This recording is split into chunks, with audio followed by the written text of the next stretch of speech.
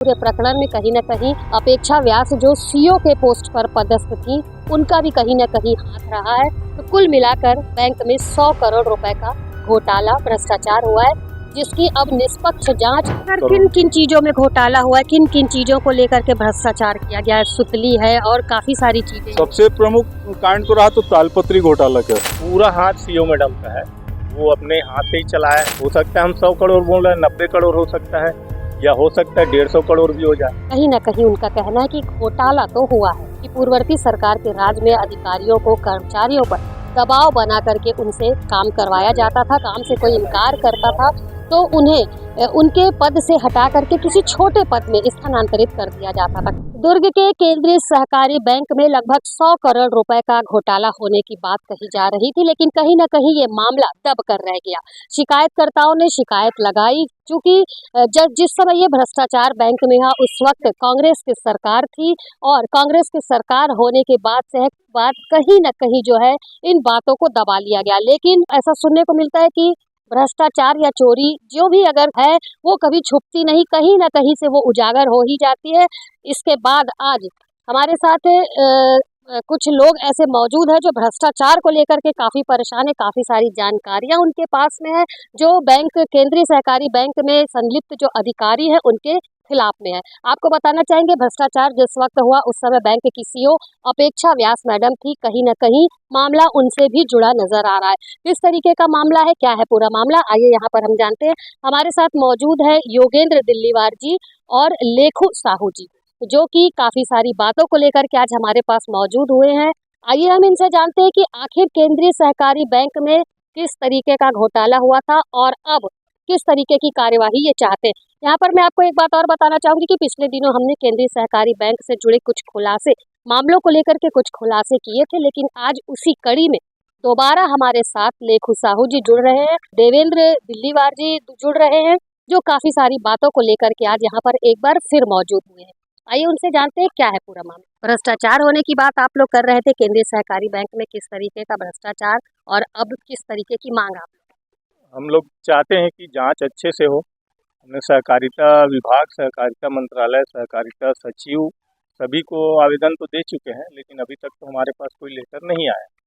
लेकिन इसमें बहुत सारी और हम लोग जितना गिनेंगे उससे भी कम हो जाएगा। ट्रांसफ़र से लेकर नियुक्ति तक का भी अभी भी बहुत सारी भ्रष्टाचारियाँ हैं। ज़बरदस्ती इन्होंने ठेकेदारी में वर्कर लेके उसमें भी पैसे ले लेके उनको नियुक्ति किया है 2 साल के लिए एग्रीमेंट के लिए। ये सब किसके द्वारा किया है? सेकंड में राजेंद्र साहू जी थे प्राधिकृत, और अपेक्षा मैडम तो थी, सीईओ मैडम थी, उन लोग की सब संलिप्तता है। जांच अगर हो तो समझ में आ जाएगा। और तो 2 साल का एग्रीमेंट जैसे ही खत्म होगा तो वैसे ही मामला उठता जाएगा। 2 साल एग्रीमेंट हो गया, खत्म हो गया तो फिर बताएंगे उन लोग। कहीं न कहीं आपका कहना है कि जो बैंक के कर्मचारियों के साथ उसमें जो अध्यक्ष थे वो भी इसमें शामिल थे? बिल्कुल संलिप्त है। प्राधिकृत अधिकारी राजेंद्र साहू जी थे, उनका इनमें हाथ है, नियुक्ति वाले। कुछ निपानी कांड हुआ था एक बार बालोद में, तो उसमें भी उन लोग कर्मचारी लोगों का हाथ फंसा हुआ था घोटाले में पैसे के, तो उन लोग को फिर इधर उधर ट्रांसफ़र कर दिए, टर्मिनेट करने के बजाय और कार्रवाई करने के, वहाँ से हटा के दूसरी जगह पोस्टिंग कर दिया।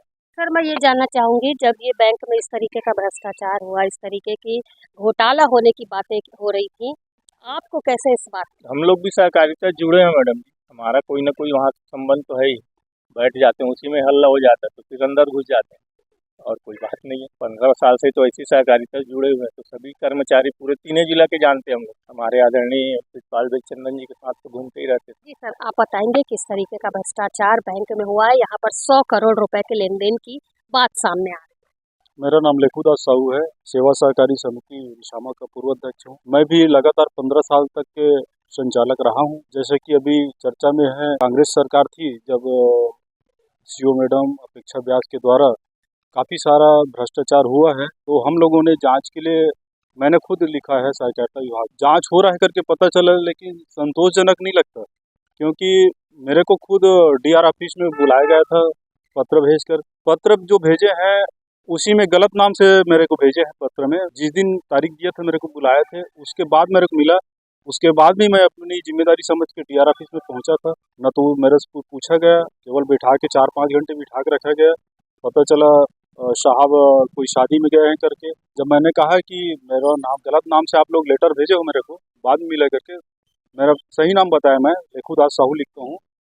फिर दोबारा लेटर गया, फिर दोबारा गलत नाम से भेजा गया, निश्चित तारीख था उसके बाद मिला मेरे को। फिर 3-4 घंटा बैठा के रखा गया, साहब कहीं बर्थडे पार्टी में गए हैं ऐसे करके बताया, साहब से कहीं न मुलाकात नहीं कहीं हुई। आपको गुमराह किया जा रहा जी, है। मेरे को ऐसा लगता है कि हम लोग को शिकायतकर्ता को ही परेशान कर रहे हैं, ऐसा प्रतीत होता है। सर, करोड़ किन किन चीजों में घोटाला हुआ है, किन किन चीजों को लेकर के भ्रष्टाचार किया गया है? सुतली है और काफी सारी चीजें हैं। सबसे प्रमुख कांड तो रहा तो तालपत्री घोटाला का। मैं खुद अपने शामा सोसाइटी में अपने काम से गया था, उस दिन तालपत्री छोड़ने गए, कुछ लोग बोले, प्रबंधक बोले कि मेरे यहाँ तालपत्री की व्यवस्था है, तो दबावपूर्वक छोड़ा गया कि नहीं 4-5 तालपत्री आपको रखना ही है करके। बाद में पता चला, देखे भी हम लोग, गुणवत्ताहीन तालपत्री को वहाँ डाले गए थे और उसका रेट भी बाजार मूल्य से डबल ऐसा पता चला, तो काफी विवादित हल्ला हुआ। उसके बाद प्रतीत हो गया कि सर, घोटाला हुआ है। सीजी भास्कर के माध्यम से हमें ये भी जानकारी मिली थी कि जो भी इसमें अधिकारी थे वो अपने छोटे अधिकारियों को दबाव बनाते थे किसी कार्य को करने के लिए। कितनी सच्चाई है? वो तो जरूर है ना, हम लोग तो सोसाइटी में जाते हैं तो प्रबंधक लोग खुद ही बताते थे, क्या बताएं साहू जी, जबरदस्ती तालपत्री भेज रहे हैं, सुतली, यहाँ तक के छपाई का रंग भी दबावपूर्वक छोड़ते थे उन लोग कि ऊपर से हमको आदेश है, हम मैडम का कितना हाथ रहे? भाई उसके आदेश बगैर तो कुछ नहीं होता। कहीं न कहीं व्यास मैडम का आदेश जो है वो जारी बिल्कुल रहता था। बिल्कुल, वो तो मेन है भाई। और वहाँ ऊपर से आए, यहाँ तो पाटन विधानसभा में आप कोई भी एक बोलता था कि मैं पाटन से बोल रहा हूँ, तो ये सीएम का आदमी सब समझ के अधिकारी लोग भी काम करते थे। ऐसा तो है, सियासत में तो चलता ही था। पूरा हाथ सीओ मैडम का है, वो अपने हाथ से ही चलाया है जैसे भी। अब राजन को भी मान लो सहकारिता के बारे में नॉलेज नहीं रहा होगा, लेकिन हो सकता है उनके बोलने पे किया होगा। लेकिन तो क्या चाह रहे हैं, जिस तरीके का भ्रष्टाचार, हम जिस लोग तरीके एक सप्ताह देखेंगे मैडम जी, उसके बाद फिर और ऊपर जाएंगे, नहीं तो हम सहकारिता मंत्री केंद्रीय लेवल से फिर लेटर दे के करते हैं। केंद्रीय बैंक के सीईओ सर से बातचीत की थी तो उन्होंने कहा था कि शायद जांच जो है वो जारी है, उसके लिए जो पेपर वर्क है वो काफी सारे होते हैं, इसलिए उसमें कहीं न कहीं लेट हो रहा है। कितनी सच्चाई है उनकी बात? तो उनको पूछना था ना मैडम जी, अगर आपसे बात हो तो फिर भी और कितना लेट लग जाएगा? क्या ये पूरे 5 साल गुजर जाएंगे? 2022 का मामला है, 21-22 का मामला है, उस समय से चल रहा है, तो ये 24 हो गया है और कब तक 21-22 के मामले का निराकरण अब अभी तक नहीं हो पाया। जी जी, अभी तक नहीं हुआ। क्या चाहते हैं आप लोग? अच्छे से कार्रवाई हो और अच्छे से जांच हो, निष्पक्ष जांच हो। हम नहीं बोल रहे हैं कि हो सकता है हम 100 करोड़ बोल रहे हैं, 90 करोड़ हो सकता है, या हो सकता है 150 करोड़ भी हो जाए, ये तो कंफर्म नहीं, लेकिन इतना तो है कि करोड़ों का घोटाला हुआ है। क्या कार्यवाही आप चाहते हैं? जी, हम भी कार्रवाई चाहते हैं और अगर जांच से संतुष्ट नहीं होंगे तो उच्च कार्यालय में अपना लेटर देंगे और जांच आप कराने को। चूंकि भाजपा से है, भाजपा में आपने किसी बड़े जनप्रतिनिधि से इस बात का लेकर के कुछ चर्चा की, डिस्कस किया, क्या निष्कर्ष निकल कर आया यदि आपने बातचीत की? नहीं, वैसे तो राजनीतिक चर्चा नहीं की है हम लोग। विभागीय जांच चाह रहे हैं, सहकारिता विभाग को पत्र लिखे हैं और चाह रहे हैं कि विभाग से हो जांच, राजनीतिक जांच नहीं चाहते हम। योगेंद्र दिल्लीवार जी और लेखू दास जी, जिन्होंने केंद्रीय सहकारी बैंक में हुए 100 करोड़ के घोटाले को लेकर के काफी सारी जानकारियां दी। यहाँ हमने केंद्रीय बैंक के सीईओ से भी बातचीत की, आइए आपको बताते हैं कि उन्होंने क्या कहा। शासन स्तर पर इसकी शिकायत हुई है और इसका जांच शासन स्तर पर किया जा रहा है और अपेक्स बैंक के जांच अधिकारी वो इसका जांच कर रहे हैं। उसके संबंध में बैंक से रिलेटेड जो डॉक्यूमेंट वो मांगे गए हैं, वो डॉक्यूमेंट उनको उपलब्ध करा दिया गया है। अब उपलब्ध डॉक्यूमेंट के हिसाब से अब ये जो जांच है आगे होगा और जांच अधिकारी अगर उसमें जांच प्रतिवेदन देते हैं फिर आगामी स्थिति स्पष्ट हो पाएगी। लगभग एक मोटा मोटी हिसाब आप बता सकते हैं सर कि कार्यवाही अभी कहाँ तक पहुंची और कितने दिनों में ये कार्यवाही पूरी हो जाए? मुख्य रूप से शिकायतें बहुत सारी थी और ऐसी दशा में एक एक शिकायत की जो बिंदु होती है उसके आधार पर दस्तावेजी जांच होता है, जिसमें समय भी लगता है। तो प्रधान कार्यालय स्तर पर जो जांच अधिकारी नियुक्त किए गए हैं वो प्रत्येक डॉक्यूमेंट को देख रहे हैं, उसका परीक्षण कर रहे हैं। इसमें थोड़ा विलम्ब तो हो सकता है, बाकी उनके प्रतिवेदन से ही स्पष्ट हो पाएगा कि जो शिकायत की गई उस कितने लोगों की टीम इसमें जांच कर रही है? मुख्य रूप से चूंकि ये विभागीय जांच होता है, इसमें टीम नहीं होता है, इसमें व्यक्तिगत रूप से ही होते हैं, लेकिन प्रस्तुतकर्ता अधिकारी के रूप में जो भी कक्ष होता है वो सारे लोग उसमें डॉक्यूमेंट सबमिट करते हैं। मतलब यहाँ पर हम ये अंदाज लगा सकते हैं, ये समझ सकते हैं कि जिस तरीके की शिकायत जो लगाई गई है वो कहीं न कहीं सच है।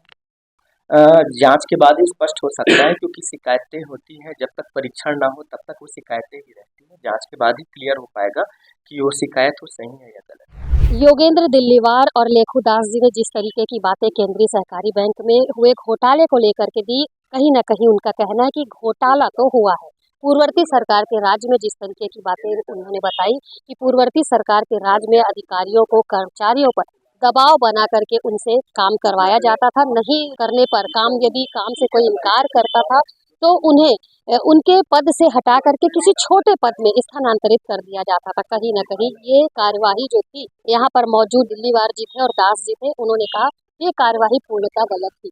अब चूंकि मामला 2023 का था, पूर्ववर्ती सरकार थी, लेकिन अब भारतीय जनता पार्टी की सरकार है। इन्होंने ये चाहा है कि अब जो है मामले, जिस तरीके का बैंक में भ्रष्टाचार हुआ है, उस मामले को लेकर के निष्पक्ष जांच होनी चाहिए, तभी इन सभी को संतुष्टि होगी। यहाँ केंद्रीय बैंक के सीईओ का कहना था कि जांच जो है वो जारी है, लेकिन कागजी कार्यवाही करने में थोड़ा विलंब लगता है, लेकिन निष्कर्ष जो है वो निकलकर अवश्य सामने आएगा। दिल्लीवार जी का कहना है कि इस पूरे प्रकरण में कहीं न कहीं अपेक्षा व्यास जो सीईओ के पोस्ट पर पदस्थ थी, उनका भी कहीं न कहीं हाथ रहा है। तो कुल मिलाकर बैंक में 100 करोड़ रुपए का घोटाला, भ्रष्टाचार हुआ है, जिसकी अब निष्पक्ष जांच और दोषियों पर कड़ी कार्यवाही की मांग को लेकर लेखू दास, योगेंद्र दिल्लीवार जी जो है वो लगातार मामले को उठा रहे हैं। उनका कहना है कि जो भ्रष्टाचार हुआ है उस पर जांच होनी चाहिए और जांच के बाद जो भी निष्कर्ष निकलकर सामने आता है उससे वो संतुष्ट होंगे। फिलहाल मेरे सहयोगी लक्ष्मीकांत देवांगन के साथ दुर्ग से मैं रीना दुबे।